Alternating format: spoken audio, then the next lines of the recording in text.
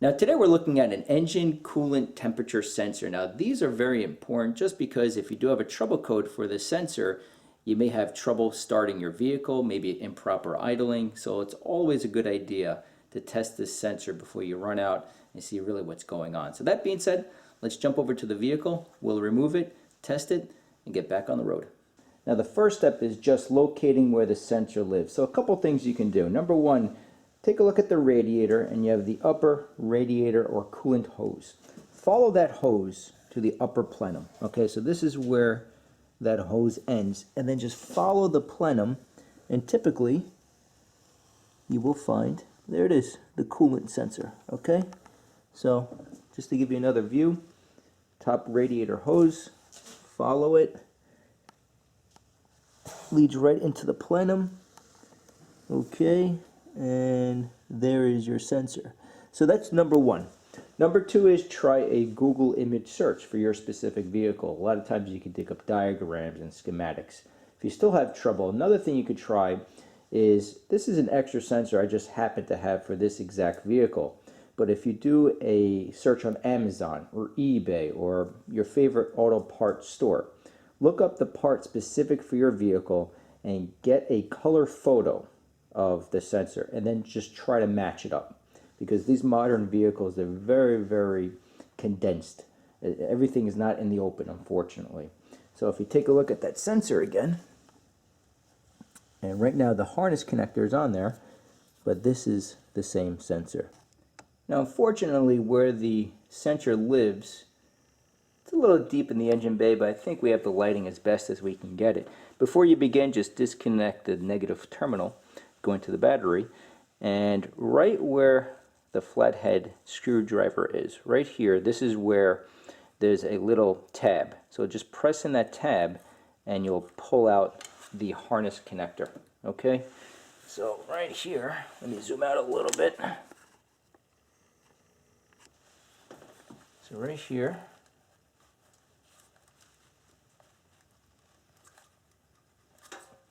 sometimes they can be a little difficult, but I already got it off. Let me just give you a different view.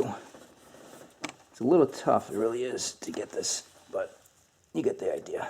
But you're just going to slide off that harness connector. Now, before you remove this sensor, every vehicle is a little bit different. If you want to be on the safe side, you can drain a little bit of fluid. Sometimes when you remove this sensor, some coolant may come out. So if you want to be on the safe side, drain a little bit of coolant, and you won't have to worry about coolant falling and spilling onto the engine. Now the sensor in this case is a 19mm end. So the longer the wrench, typically the better you are. So as you can see, we just slip over the end of the wrench over the sensor. Make sure you have a good grip, make sure it's really on there. Sometimes you can try rotating it, but in this case it just won't work. So we have to go this route. Make sure it sits on there real nice. And then you're just going to pull towards you to loosen up the sensor. And here's another shot doing this on another vehicle. Same size. This happens to be a 1997 Nissan Maxima, 19mm. Just remove it from the plenum.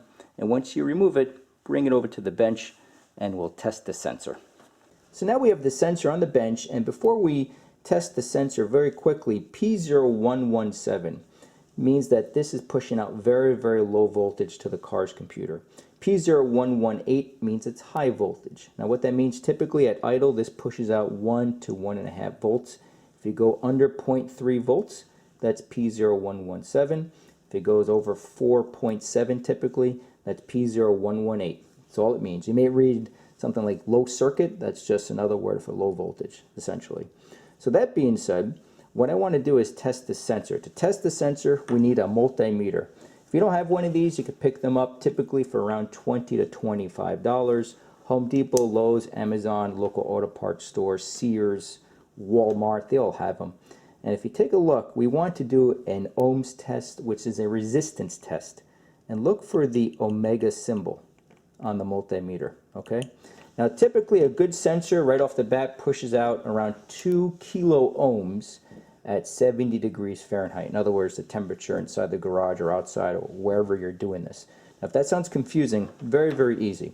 As you can see, we have 2 leads on the coolant sensor, and 2 leads come with the multimeter. All that I'm doing is touching these 2 leads to the coolant sensor. It does not matter if black is touching the left prong or the right prong or vice versa. It doesn't make a difference. Just touch the leads to the sensor, okay? Now typically what I do, just to make this easier on my end, I'm going to use alligator clips. You don't have to use these. It just makes the job easier on my end when I do these videos, because it just frees up my hands essentially. So again, you don't have to use these, but just makes it a little bit easier. Okay, so I'm just going to hook up the leads and let's see what kind of reading we get.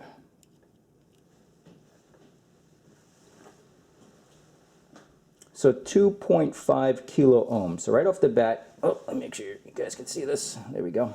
So right off the bat, we have a good reading from the coolant sensor. Now what I want to do is apply heat to the sensor. When you apply heat, the reading should decrease. When we take away heat, the reading should increase. Okay, so I'm just using a hair dryer here, and here we go. Apply some heat, and as you can see, the reading is decreasing. Now once I remove the heat, we should see an opposite effect. And there you go. So now it's increasing. If we apply heat again, decreasing. And once we remove heat, it should go back up. And there you go. So that verifies, let me just disconnect it. That verifies that this sensor is working correctly. Now the reason why you want to test the sensor is because maybe you have a wiring problem. In other words, you may have a trouble code for a coolant sensor, but the wiring, maybe it's melted, maybe it's not on all the way, the harness connector, maybe there's some water in there, a break in the wiring. So you always want to check the sensor. Always a good idea just to see what's going on. And as you can see, it's very, very quick, very, very easy. The biggest job really is just usually locating it and removing it from the vehicle. So that being said, I'm just going to reinstall this in the vehicle, start everything up, make sure it's in good shape. And until then, thanks for watching.